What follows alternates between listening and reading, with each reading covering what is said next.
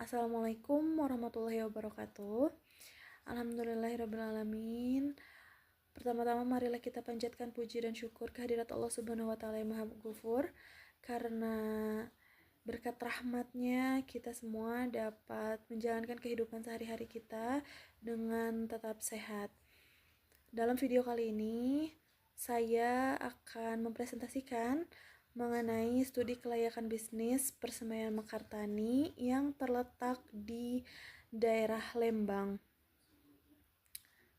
Selamat menyaksikan.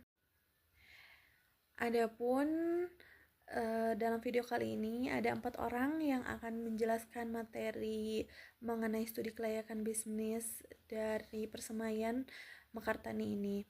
Yang pertama adalah saya. Perkenalkan, Dia Fatona dengan NPM 112111103. Lalu ada anggota kelompok saya, yaitu yang pertama ada Ayu Nur Ellah dengan NPM 112111110. Yang kedua ada Muhammad Ridwan dengan NPM 112111284. Dan yang terakhir ada Syaira Khairunisa dengan NPM 112111082. Nah, selanjutnya saya akan menjelaskan mengenai latar belakang. Indonesia dengan berbagai kawasan lingkungan tropis memiliki potensi besar untuk produksi benih sayuran termasuk tomat.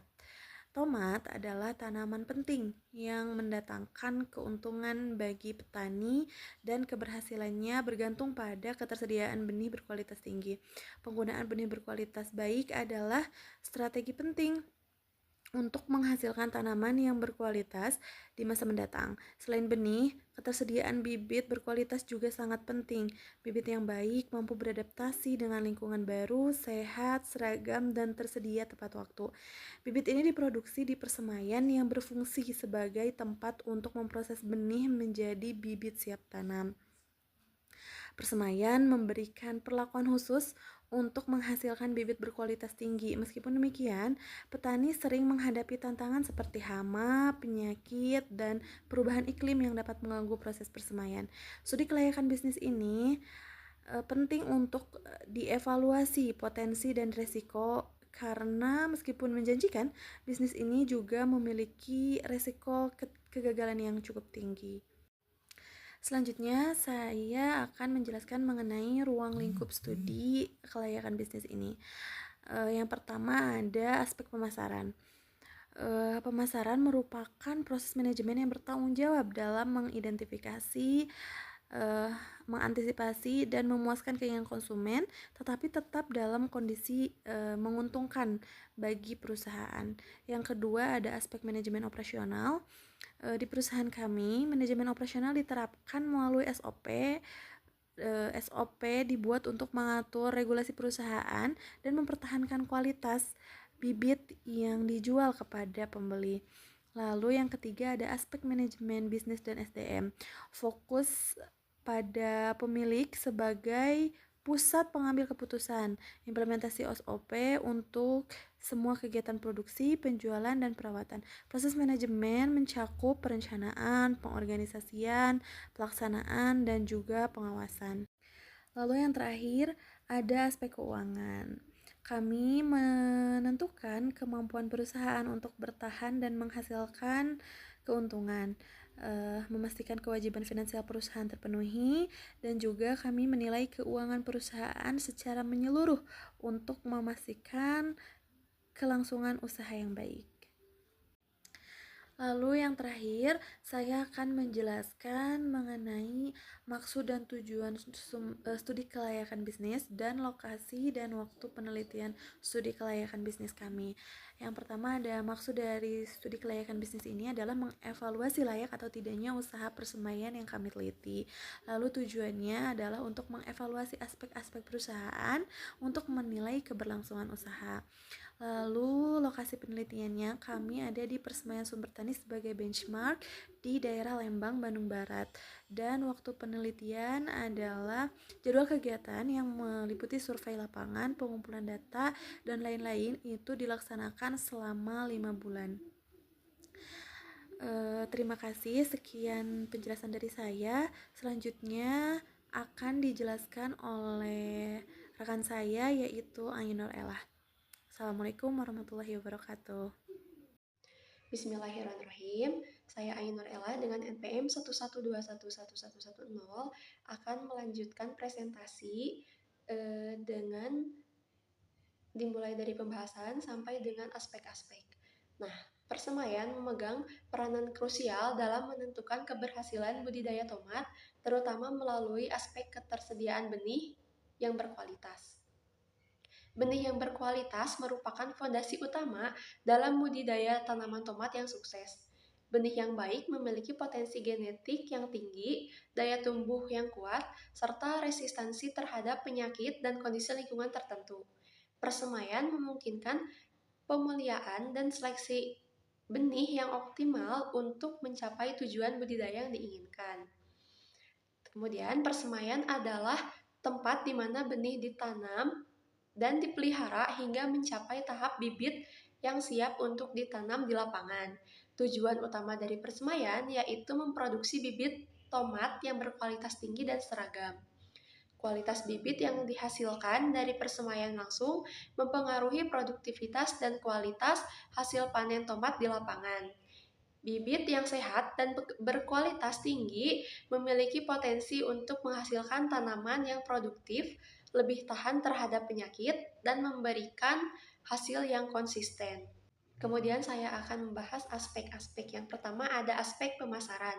Pemasaran membantu memperkenalkan produk kepada pelanggan potensial sehingga mereka tahu tentang keberadaan produk dan manfaatnya. Dengan strategi pemasaran yang efektif, produk dapat menarik lebih banyak pelanggan, meningkatkan penjualan, dan pada akhirnya meningkatkan keuntungan perusahaan. Dengan pemasaran yang baik, proses penjualan menjadi lebih efisien dan terarah, serta mengurangi biaya dan waktu yang diperlukan untuk mencapai target penjualan. Dalam perusahaan dagang, pemasaran sangat penting untuk efektivitas penjualan. Perusahaan kami mengutamakan dua strategi utama. Yang pertama, sosial media marketing dan free shipping. Yang pertama ada sosial media marketing yang merupakan cakupan konsumen lebih banyak, dan kemudian free shipping yaitu gratis untuk pembelian lebih dari 1.000 bibit. Yang kedua ada aspek manajemen operasional. Manajemen operasional adalah disiplin yang melibatkan perencanaan, pengorganisasian, pengarahan, dan pengendalian sumber daya serta proses dalam usaha manufaktur dan jasa untuk menghasilkan produk atau layanan yang memenuhi standar kualitas dan efisiensi. Yang pertama ada kualitas produk, yaitu menjaga dan meningkatkan kualitas produk adalah salah satu tujuan utama manajemen operasional. Kemudian yang kedua, efisiensi dan produktivitas. Manajemen operasional berfokus pada peningkatan efisiensi proses produksi dan optimalisasi penggunaan sumber daya untuk mencapai produktivitas yang tinggi dengan kapasitas permintaan sebanyak 4.500.000 bibit dari 360 hari, atau dalam 1 tahun itu menghasilkan 4.500.000 bibit. Selanjutnya ada aspek manajemen bisnis dan sumber daya manusia. Yang pertama, manajemen bisnis. Perusahaan menetapkan visi dan misi yang jelas untuk memandu arah bisnis.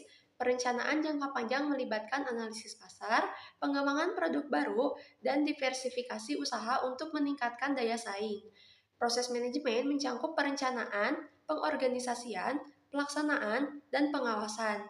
Implementasi SOP yang ketat untuk memastikan proses produksi yang efisien mulai dari penyemaian benih hingga pengiriman bibit kepada pelanggan. Kemudian ada aspek manajemen sumber daya manusia. Perusahaan berfokus pada rekrutmen karyawan yang kompeten dan memiliki semangat kerja tinggi. Dan juga menyediakan peluang untuk pengembangan karir dan peningkatan keterampilan melalui pelatihan dan workshop. Selanjutnya ada aspek keuangan. Yang pertama ada sumber dana. Sumber dana perusahaan ini berasal dari dana mandiri atau modal yang berasal dari sumber internal atau usaha sendiri tanpa mengandalkan pembiayaan eksternal. Kemudian ada estimasi biaya yang terdiri dari modal investasi. Nah, untuk modal investasi yang dibutuhkan perusahaan itu sebesar 139.534.000 untuk biaya investasi awal termasuk pembelian aset tetap seperti lahan, bangunan, peralatan, dan infrastruktur persemaian. Kemudian ada modal kerja operasional. Nah, untuk modal kerja operasional itu perusahaan memerlukan uang sebesar Rp842.920.833. Dana yang diperlukan itu untuk menjalankan operasional sehari-hari, termasuk biaya variabel seperti pembelian benih dan bahan baku, gaji dan upah karyawan, serta biaya operasional harian. Kemudian ada proyeksi keuangan. Yang pertama ada laporan laba rugi. Nah, proyeksi laporan laba rugi ini memperlihatkan perkiraan pendapatan dan biaya serta laba atau rugi yang dihasilkan dalam periode tertentu. Nah, perusahaan mendapatkan laba sebesar Rp276.993.771 pada tahun 2024. Kemudian ada perhitungan proyeksi titik pulang pokok atau BEP, atau kepanjangannya yaitu Break Even Point, merupakan titik di mana total pendapatan sama dengan total biaya, sehingga perusahaan tidak menghasilkan laba ataupun rugi. Nah, untuk perhitungan BEP ada dua. Yang pertama ada BEP unit, yang kedua ada BEP nilai.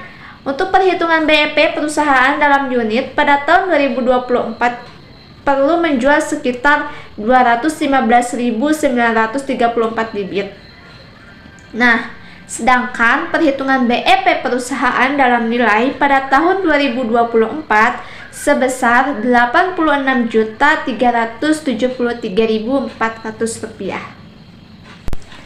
Kemudian ada perhitungan finansial rasio. Dapat dilihat ada tabel di sana, ada aktiva lancar, utang lancar per tahun 2023, 2024, 2025 dan seterusnya. Nah, untuk rumusnya itu adalah aktiva lancar dibagi utang lancar. Nah, untuk hasilnya, berdasarkan hasil perhitungan di atas, dapat dilihat bahwa perusahaan tidak memiliki peningkatan maupun penurunan dari tahun ke tahun, karena perusahaan tidak memiliki utang. Jadi, otomatis tidak memiliki peningkatan ya maupun penurunan. Selanjutnya ada perhitungan payback periode atau PBP. Dapat dilihat sudah ada perhitungannya, sudah ada tabelnya sudah tersedia, dan cara perhitungannya yaitu minus modal investasi ditambah modal kerja operasional. Nah, berdasarkan data yang sudah tertera di atas, dapat diketahui bahwa perusahaan mampu mengembalikan tambahan investasi dan modal kerja operasional selama 2 tahun 3 bulan. Dari prediksi tersebut, payback periode kurang dari masa investasi, maka pengembangan usaha ini layak dijalankan. Kemudian ada Profitability Index atau PI.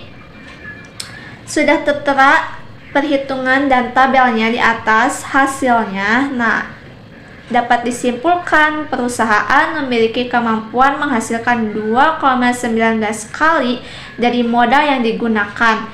Hal tersebut karena membuat bahwa profitability index lebih dari 1 sehingga pengembangan usaha ini dikatakan layak. Selanjutnya ada perhitungan NPV. Sudah terlihat ada tabel di atas. Nah, untuk syarat kelayakan suatu usaha itu jika NPV positif. Tapi berdasarkan hasil perhitungan Di atas dapat diketahui bahwa NPV perusahaan bernilai positif. Hal ini berarti menunjukkan bahwa pengembangan usaha layak untuk dilakukan. Kemudian yang terakhir ada perhitungan IRR. Perhitungan IRR rumusnya sudah tertera di atas dan hasilnya dari tabel di atas. Untuk kesimpulannya, berdasarkan perhitungan dengan langkah-langkah di atas, diperoleh nilai IRR itu sebesar 36,10%. Karena IRR-nya yang didapat ternyata lebih besar dari rate of return yang ditemukan, yaitu 40%, bunga tertingginya yaitu 40%, maka investasi dapat diterima atau diteruskan karena perusahaan mampu mengembalikan dana dengan semestinya, sehingga pengembangan usaha ini layak untuk dijalankan. Assalamualaikum warahmatullahi wabarakatuh. Nama saya Muhammad Ridwan dari kelas manajemen C11 dengan nomor induk mahasiswa 112111284. Di sini saya akan melanjutkan pemaparan materi.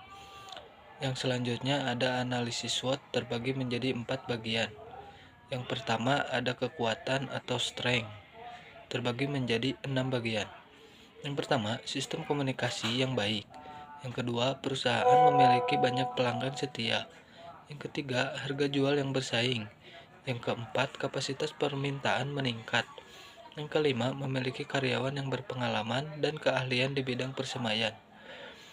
Yang keenam, memiliki prosedur SOP yang jelas, terstruktur untuk memastikan efisiensi dan konsistensi produk. Yang selanjutnya ada kelemahan atau weakness. Yang pertama, struktur perusahaan yang masih sangat sederhana. Yang kedua, belum memiliki diferensiasi produk. Yang ketiga, belum memiliki teknologi yang memadai. Yang keempat, keterbatasan modal yang dimiliki perusahaan. Yang kelima, belum ada pencatatan teratur di setiap transaksi dan laporan keuangan. Yang selanjutnya ada peluang atau opportunity. Yang pertama, ada pangsa pasar yang luas. Yang kedua, kepercayaan bank kepada perusahaan. Yang ketiga, sumber daya potensial. Yang keempat, dukungan warga sekitar. Yang terakhir, ada ancaman atau threat. Yang pertama, muncul banyak pesaing yang melakukan promosi dengan menjual rugi. Yang kedua, ketidakpastian cuaca yang ekstrim dapat merusak bibit dan mengurangi hasil produksi. Yang ketiga, kondisi ekonomi yang tidak stabil dan fluktuasi harga bahan baku yang menyebabkan keuangan perusahaan sulit untuk dikendalikan dan sulit untuk membuat rencana anggaran. Dari pembahasan yang dapat kami sampaikan barusan, kami dapat menarik kesimpulan bahwa perusahaan perlu mempertimbangkan penambahan karyawan tetap dan memperbaiki struktur organisasi untuk meningkatkan kapasitas produksi dan memenuhi permintaan pasar yang tinggi. Saat itu, perlu adanya pengembangan merek khusus atau untuk produk bibit ekspansi pasar ke daerah lain. Dengan manajemen keuangan yang baik dan analisis investasi yang positif, perusahaan siap terus berkembang dan menghadapi tantangan di masa depan. Sekian pemaparan materi yang dapat kelompok kami sampaikan. Mohon maaf jika ada kesalahan. Terima kasih. Wassalamualaikum warahmatullahi wabarakatuh.